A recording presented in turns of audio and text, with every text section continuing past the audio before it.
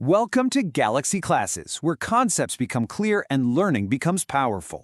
Hello students. तो आज हम पॉलिटिकल साइंस का एक बहुत ही इंटरेस्टिंग और हाँ बहुत इंपॉर्टेंट चैप्टर शुरू करने वाले हैं। Chapter 2 the electoral process. ये चैप्टर बच्चों इंडिया की डेमोक्रेसी यानी हमारे लोकतंत्र को समझने के लिए एकदम फाउंडेशन है, एक नींव है। हम इसमें जानेंगे कि हमारे देश में, इतने बड़े देश में इलेक्शंस होते कैसे हैं और उन्हें फेयर कौन बनाता है। तो चलिए शुरू करते हैं। और हाँ, एक मिनट, सबसे इंपॉर्टेंट बात, आपके बोर्ड एग्जाम्स आ रहे हैं, राइट? तो सुनो, इस चैप्टर से 4 से 5 मार्क्स के क्वेश्चंस आना ऑलमोस्ट पक्का है। So you have to be very focused. पूरे ध्यान से इसे समझो ताकि ये मार्क्स सीधा हमारी पॉकेट में आ जाएं। रेडी हो? चलो, इस चैप्टर की शुरुआत एक कहानी से करते हैं, एक बहुत ही स्पेशल पर्सन से। ये हैं श्री श्याम शरण नेगी जी। पता है ये कौन है? He was the very first voter of independent India। जी हाँ, जब 1951 में इंडिया के पहले लोकसभा इलेक्शंस हुए तो इन्होंने ही सबसे पहला वोट डाला था। सोचो जरा, एक आम इंसान, लेकिन हमारी डेमोक्रेसी की कहानी उन्हीं से शुरू हुई। Amazing, right? तो अब आपके मन में क्वेश्चन आ रहा होगा कि ठीक है, इन्होंने वोट किया, पर कैसे? और उससे भी बड़ा सवाल, इनके वोट को और आज हम सबके वोट को फ्री और फेयर कौन बनाता है? फ्री मतलब बिना किसी दबाव के, फेयर मतलब बिना किसी चीटिंग के। आखिर ऐसी कौन सी बॉडी है, ऐसी कौन सी पावर है जो ये सब इंश्योर करती है? इन्हीं सवालों के जवाब हम इस चैप्टर में ढूंढने वाले हैं। ऑलराइट, सो हमारा पहला टॉपिक है इलेक्शंस, डेमोक्रेसी की फाउंडेशन। इलेक्शंस यानी चुनाव, ये हमारे लोकतंत्र की नींव है, उसका फाउंडेशन। सोचो, जैसे एक बिल्डिंग, उसकी फाउंडेशन के बिना खड़ी रह सकती है? नहीं ना। बस वही रोल है इलेक्शंस का हमारी डेमोक्रेसी में। No elections, no democracy. Simple. तो ये इलेक्शंस इतने जरूरी क्यों हैं? Why are they so important? चलो 3 सिंपल रीजंस देखते हैं। पहला, इनके जरिए ही हम अपने रिप्रेजेंटेटिव्स चुनते हैं, यानी एमपीज, एमएलएज, जो हमारी तरफ से डिसीजंस लेते हैं। सेकंड, पावर में चेंज लाने का ये एक पीसफुल तरीका है, एक शांतिपूर्ण तरीका। No fighting, nothing, just vote. और तीसरा, नए इलेक्शन से गवर्नमेंट की पॉलिसीज, उनके काम करने का तरीका और सोसाइटी में भी बदलाव आता है। लेकिन ये सब तभी पॉसिबल है जब पूरा प्रोसेस फ्री, फेयर और रिलायबल हो। फ्री यानी कोई प्रेशर ना हो, फेयर यानी सबको इक्वल चांस मिले, और रिलायबल यानी विश्वसनीय कि हम इस सिस्टम पर ट्रस्ट कर सकते। तो ये सब फ्री, फेयर, रिलायबल हो, ये जिम्मेदारी किसकी है? इसके लिए है एक अंपायर। क्रिकेट तो सब देखते हो ना? जैसे मैच में एक अंपायर होता है जो देखता है कि गेम रूल्स के हिसाब से हो, कोई चीटिंग ना हो। बिल्कुल वैसे ही इंडिया के इलेक्शंस का अंपायर है हमारा इलेक्शन कमीशन। तो ये अंपायर है कौन? ये है इलेक्शन कमीशन ऑफ इंडिया। इसे हमारे कॉन्स्टिट्यूशन के आर्टिकल 324 ने बनाया है, और ये एक ऑटोनमस बॉडी है।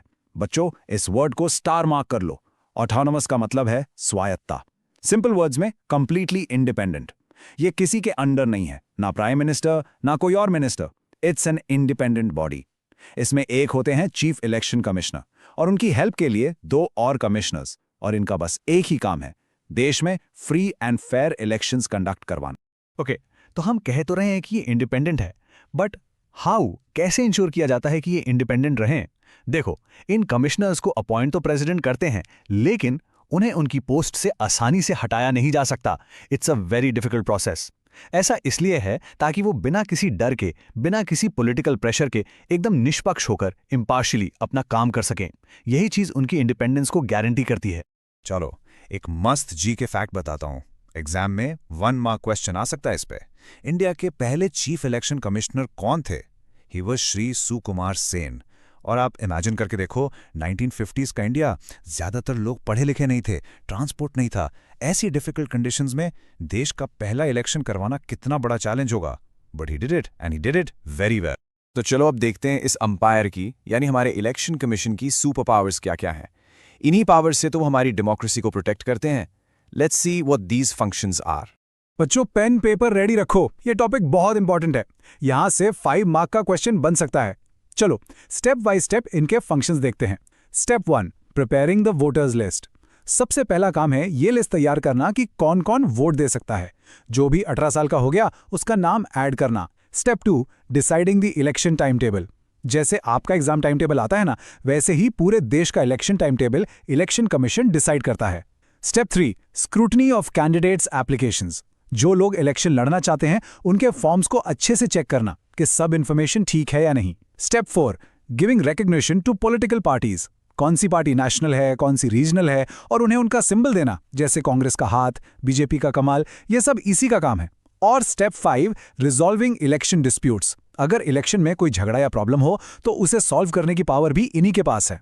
अब एक और इंपॉर्टेंट टर्म समझते हैं, कोड ऑफ कंडक्ट। हिंदी में कहते हैं आचार संहिता। पता है ये क्या है? स्कूल में होता है ना एक कोड ऑफ कंडक्ट, यूनिफॉर्म में आना है, असेंबली में शांत रहना है। बस ये वही चीज है, बट फॉर इलेक्शंस। ये एक रूल बुक है जो इलेक्शंस के टाइम सबको, गवर्नमेंट, पार्टीज, कैंडिडेट्स, सबको फॉलो करनी पड़ती है।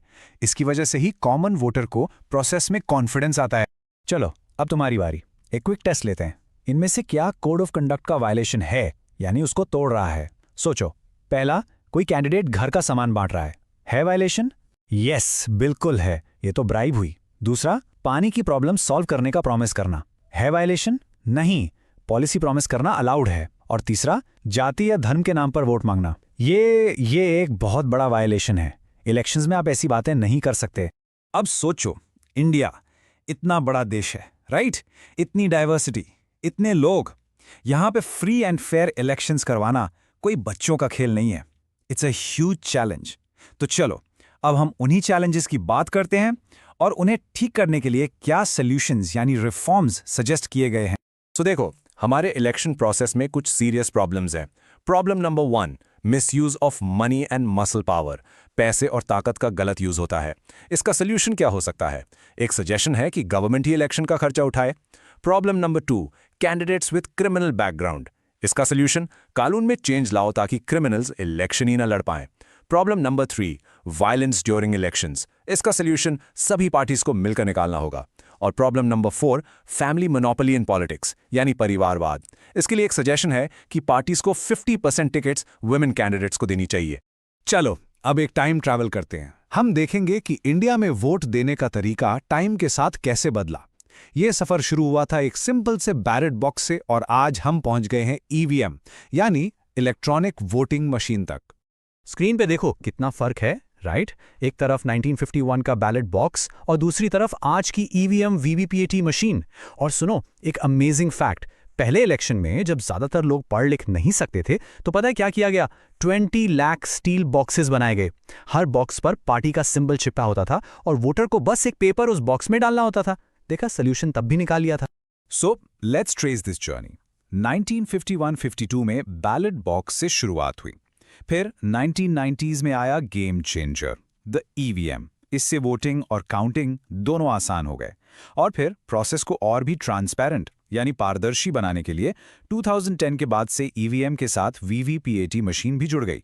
इससे आपको एक स्लिप दिखती है कि आपका वोट सही जगह गया है। तो ईवीएम आने से क्या क्या फायदे हुए?